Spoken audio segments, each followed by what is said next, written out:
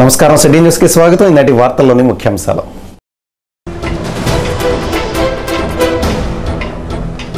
Jangareddygudem Jeelugumilli police స్టేషన్లను పరిశీలించిన DIG Surya Prakasa Rao.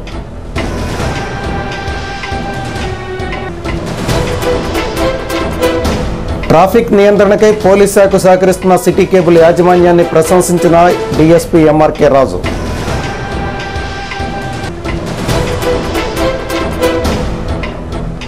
రాష్ట్ర అవతరణ దినోత్సవం సందర్భంగా 26 మంది గిరిపుత్రులకు సాగు భూమి పంపిణీ.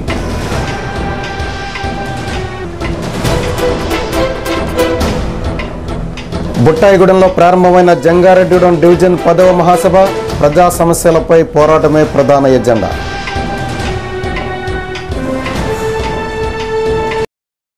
Jangareddygudem city cable communication network SI Nageswara Naik ఆధ్వర్యంలో పట్టణంలో ట్రాఫిక్ క్రమబద్ధీకరణపై చేసిన కృషి ఫలించింది.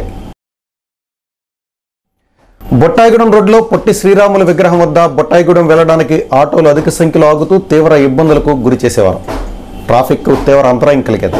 దీంతో ఎస్ఐ నాయక్ ఆ ప్రదేశానికి వెళ్లి ఆటో డ్రైవర్లకు అక్కడ ఆటోలు నిలుపుదల చేయవద్దని చెప్పడంతో అక్కడి నుండి ఆటోలు కొద్ది దూరంలో ఉన్న గాంధీ బొమ్మ సెంటర్లో ఆటో స్టాండ్ ఏర్పాటు చేశారు. అలాగే గంగారమ్మ గుడి వద్ద ఆర్టీసీ బస్సులను నిలుపుదల చేయకుండా ట్రాఫిక్ పోలీసులకు ఆదేశాలు ఇచ్చారు. ఈ సందర్భంగా డీఎస్పీ ఎంఆర్కే రాజు సిటీ న్యూస్ తో మాట్లాడుతూ ప్రతి ఒక్కరూ ట్రాఫిక్ పై స్పందించాలని సూచించారు. ఆటోల్లో ముందు డ్రైవర్ పక్కన కూర్చునే డ్రైవర్లకు అపరాధ రుసుం విధిస్తామన్నారు. ఆటోల్లో లౌడ్ స్పీకర్లు పెట్టిన వారిపై కఠిన చర్యలు తీసుకుంటామని హెచ్చరించారు. 2 రోజుల క్రితం మా ట్రాఫిక్ సమస్య మీద ప్రజలు ఒక విన్నవించుకోగా దానిపై ఎస్ఐ గారు, తర్వాత మన సిటీ కేబుల్ అధినేత గారు మరి టౌన్లో పలు ప్రదేశాలను సందర్శించి అక్కడ ఉన్న సమస్యలను తెలుసుకొని ట్రాఫిక్కి కొన్ని సూచనలు చేశారు. ఆ ప్రకారంగా మరి ప్రజలు తర్వాత మన షాప్ యజమానులు అందరూ కూడా సహకరిస్తే మరి బాగుంటుందని చెప్పేసుకోవడంతో ఆ విధంగా ప్రజలు కూడా సహకరించడంతో నేను ప్రజలు కూడా ఆ మార్పులను గమనించి దాని ప్రకారం బాగున్నదని చెప్పేసి అందరూ కూడా స్పందించడం జరిగింది. సరే మరి ఇంకా పట్టణంలో ట్రాఫిక్ సమస్యను అధిగమించడానికి మరి ప్రజలందరూ సహకరించి స్వచ్ఛంద సంస్థలు కానీ తర్వాత ఈ షాపులు అందరూ కూడా పోలీసు వారు చెప్పినటువంటి సూచన ప్రకారంగా చేస్తే ఇంకా మెరుగుపరుస్తామని చెప్పేసి చేద్దారనుకుంటున్నాం. మరి దానికి మరి ప్రజల సహకారం అందరి సహకారం ఉంటే ఇంకా ట్రాఫిక్ పోలీసుని కూడా తగు రీతిలో వాళ్ళకు కూడా ట్రైనింగ్ ఇచ్చి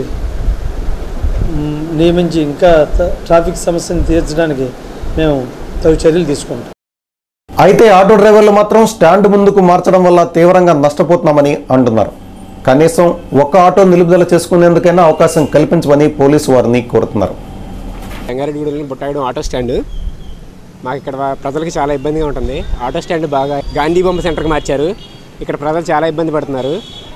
మాకు ఏదైనా సహకారం అందించి ఎస్ఐ గారు, డిఎస్పీ గారు, సిఐ గారు మాకు ఇక్కడ ఒక ఆటో పెట్టుకునే అవకాశం ఇప్పించవలసిందిగా కోరుచున్నాం. లగేజ్ అంత దూరంలో తీసుకెళ్ళబోతున్నారండి. లేడీస్ వస్తున్నారండి, వాళ్ళు కూడా చాలా ఇబ్బంది పడుతున్నారండి. సీరియల్లో ఒక ఆటో పెట్టుకునేటట్టు మిగతా ఆటోలన్నీ అక్కడ పెట్టుకుని ఒక ఆటో ఇక్కడ పెట్టుకుని జనానికి కూడా చాలా సుఖంగా ఉంటుంది సార్. బుట్టాయిగూడెంలో సిపిఎం పార్టీ జంగారెడ్డిగూడెం డివిజన్ 10వ మహాసభ శుక్రవారం జరిగింది. ఈ మహాసభ కార్యక్రమానికి సిపిఎం పార్టీ జిల్లా కార్యదర్శి మంతెన సీతారాం, ఆ పార్టీ కార్యదర్శి కార్యవర్గ సభ్యులు జీవీఎల్ నరసింహారావు, డివిజన్ కమిటీ సభ్యులు కొమరం బాబురావు, అందుగల ఫ్రాన్సిస్, నెలటూరి మోహన్, బేతాల శ్రీను, చల్లారి మాణిక్యాలరావు తదితరులు పాల్గొన్నారు. ఈ సందర్భంగా 3 ఏళ్లుగా సిపిఎం పార్టీ సాధించిన విజయాల గురించి చర్చించారు. దీనిలో భాగంగా ఈ నెల 29వ తేదీన డివిజన్ కార్యదర్శిని సభ్యులను ఎన్నుకోనున్నారు. అధిక ధరల పెరుగుదలతో రాష్ట్ర ప్రభుత్వం ప్రజలపై భారం మోపుతుందని సిపిఎం పార్టీ కార్యవర్గ సభ్యులు జీవీఎల్ నరసింహారావు ఆరోపించారు. ప్రభుత్వం మనం కొనే ప్రతి టికెట్లో ₹23 రాష్ట్ర ప్రభుత్వం కొండ కింద కట్టించుకున్నది. పక్కన ఉన్న రాష్ట్రాల్లో రూపాయికి 6 పైసలు 7 పైసలు 10 పైసలు ఉంటే మన రాష్ట్రంలో మాత్రం 23 పైసలు. మనందరూ కొనుక్కునే ఆయిల్ కంటే, ప్రైవేట్ వాళ్ళు కొనే ఆయిల్ కంటే ఆర్టీసీ వాళ్ళు కొనే ఆయిల్కి ఎక్కువ రేటు, ఎక్కువ పన్ను. ప్రైవేట్ వాళ్ళ బస్సులకి పన్నుల కంటే ఆర్టీసీ వాళ్ళ బస్సులకి పన్ను ఎక్కువ. ఈ రకంగా ఆర్టీసీ వాళ్ళు వికలాంగులకి, వృద్ధులకి సీజన్ టికెట్లు. జంగారెడ్డిగూడెం పోలీస్ స్టేషన్ను శుక్రవారం డీఐజీ సూర్యప్రకాశ్రావు తనిఖీ చేశారు. సాధారణ పరిశీలనలో భాగంగా ఆయన జీలిగిమిల్లి పోలీస్ స్టేషన్ను, జంగారెడ్డిగూడెం పోలీస్ స్టేషన్ను సందర్శించారు. ఈ సందర్భంగా జంగారెడ్డిగూడెం స్టేషన్ పరిసరాలను పరిశీలించారు. డీఎస్పీ ఎంఆర్కే రాజుకు పలు సూచనలు ఇచ్చారు. రిసెప్షనిస్ట్ను స్టేషన్కు వచ్చే ఫిర్యాదుదారులతో ఎలా ఉండాలో చూపించమని అడిగారు. అలాగే స్టేషన్ లోపల గదులను పరిశీలించారు. ఆయుధాలు పెట్టవలసిన గదిలో పరీక్షా పత్రాలు భద్రపరిచే బాక్సులు ఉంచడం చూసి వాటిని వెంటనే తొలగించాలని ఎస్ఐ నాయక్కు సూచించారు. అవసరమైతే అదనపు భవనం కోసం ప్రతిభటనలు పంపించాలని సిఐ మనోజ్ హర్కు చెప్పారు. ప్రతిరోజు ఉద్యోగానికి వచ్చే పోలీసులు ఆపదలో ఉన్న వారిని ఆదుకోవాలనే ఉద్దేశంతో స్టేషన్లో డిబ్బీ ఏర్పాటు చేయడం చూసి స్టేషన్ సిబ్బందిని అభినందించారు. అనంతరం పెండింగ్ కేసుల విషయాలను డీఎస్పీ ఎంఆర్కే రాజును, సిఐ మనోజ్ హర్ను, ఎస్ఐ నాయకులను అడిగి తెలుసుకున్నారు. గొలుసు దొంగలను అరెస్టు చేయడానికి ప్రత్యేక బృందాలను ఏర్పాటు చేయాలని అన్నారు. అనంతరం ఏర్పాటు చేసిన విలేకరుల సమావేశంలో ఆయన మాట్లాడారు. పశ్చిమ ఏజెన్సీ ప్రాంతంలో మావోయిస్టులు, సిపిఐఎంఎల్, న్యూ డెమోక్రసీకి చెందిన దళాలు ఉన్నాయని అన్నారు. త్వరలో రీజియన్ పరిధిలో అదనంగా పోలీస్ కానిస్టేబుల్ను, హోంగార్డులను నియమించడం జరుగుతుందని, మండలంలో, పట్టణంలో ఉన్న జనాభాను బట్టి సిఐకు ఎస్హెచ్ఓ ఇచ్చి 2 ఎస్ఐలను వేసుకునే అవకాశాలు ఉన్నాయని అన్నారు. ఇక్కడ ట్రాఫిక్ మీరు మాట్లాడారు కాబట్టి చూడండి, చాలా పెద్ద కోతులు ఉన్నాయి.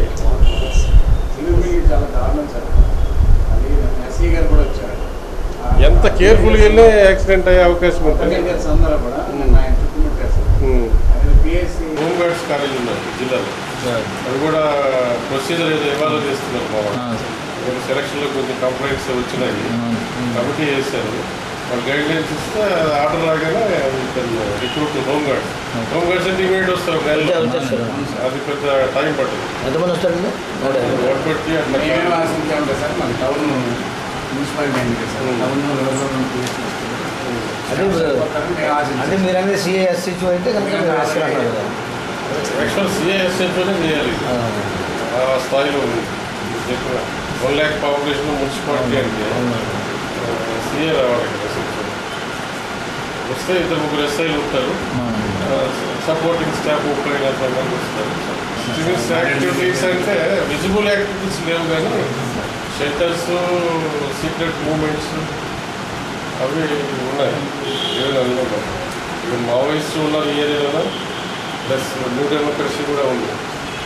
వాళ్ళు ఎందుకంటే డేరని చెప్తారు వాళ్ళు. ఉంది మావోయిస్ట్ కూడా ఉంది, గోపన్నదం పోతుంటుంది, అర్థమైందా? అందుకనే మొత్తం ఎంటైర్ ఏరియా తిరిగితే మనకు కరెక్ట్ పిక్చర్ వస్తుంది. గోపన్నదం మూవ్మెంట్ ఉంది. ఇప్పుడు అదే అక్కడ ఎక్కువ ప్రజలతో వచ్చి ఉంటారు. బాగుండే అనుకుంటే మన దగ్గర చేయడం అదే, మన దగ్గర లేరని అనుకుంటారు. సేమ్ ఇప్పుడు కూడా రాష్ట్ర అవతరణ దినోత్సవం పురస్కరించుకుని నవంబర్ 1వ తేదీన అర్హులైన గిరిజనులకు అటవీ భూమి పంపిణీ చేయనున్నట్లు బుట్టాయిగూడెం తహసీల్దార్ ఎన్ నరసింహమూర్తి సిటీ న్యూస్కు తెలిపారు. ముంజులూరు, లంకాలపల్లి, బుట్టాయిగూడెం, అంతర్వేదిగూడెం గ్రామాలకు సంబంధించి 26 మందికి 77 ఎకరాల 94 సెంట్లు సాగు భూమిని పంపిణీ చేయనున్నట్లు స్పష్టం చేశారు. రాష్ట్ర మంత్రుల చేత ఏలూరులో అర్హులైన గిరిజన రైతులకు పట్టాలు ఇవ్వనున్నట్లు చెప్పారు. ఇప్పుడు మా బుట్టాయిగూడెం మండలంలో 6వ విడత భూ పంపిణీ కార్యక్రమంలో 4 గ్రామాలకు చెందినటువంటి 26 మందికి 77 ఎకరాల 94 సెంట్లు భూమిని రేపు నవంబర్ 1ని మంత్రివర్గ వారి చేతుల మీదుగా ఏలూరులో ఈ పట్టాల పంపిణీ చేయడం జరుగుతుందండి. గత కొన్ని సంవత్సరాలుగా ఈ భూమిని నిరుపేద ఎస్టీ కులములకు చెందిన వారు సాగు చేసుకుంటున్నారు. వారికి ప్రస్తుతం మేము ఇచ్చే పట్టాల ద్వారా వారికి భూమి మీద హక్కులు కల్పించడం జరుగుతుంది. తద్వారా వారి యొక్క జీవన స్థితిగతులు మెరుగుపడతాయని నేను ఆశిస్తున్నాను. సార్, ఈ భూముల మీద వాళ్ళు లోన్లు తీసుకొచ్చండి. మేము పట్టాలు ఇచ్చిన వెంటనే సర్వహక్కులు వాళ్ళకి లభిస్తాయి కనుక ప్రభుత్వం ఇచ్చే అన్ని రైతులను కూడా పొందడానికి అవకాశం కలుగుతుంది. ఒక్కొక్క వ్యక్తికి ఎన్ని ఎకరాలు ఇస్తున్నారండి? ఒక్కొక్క వ్యక్తికి ఇంచుమించు కొంతమందికి 2 ఎకరాలు ఉన్నాయి, కొంతమందికి 4 ఎకరాలు చెప్పిన ఉన్నాయండి. మొత్తం 26 మందికి. మీకు ఇంటర్నెట్ కనెక్షన్ వెంటనే కావాలనుకుంటున్నారా? మీకు హై స్పీడ్ ఇంటర్నెట్ కావాలా? అయితే వెంటనే సిటీ బ్రాడ్బ్యాండ్ నెట్వర్క్ సంప్రదించండి. City broadband networks, care of city cable office, Jangareddygudem.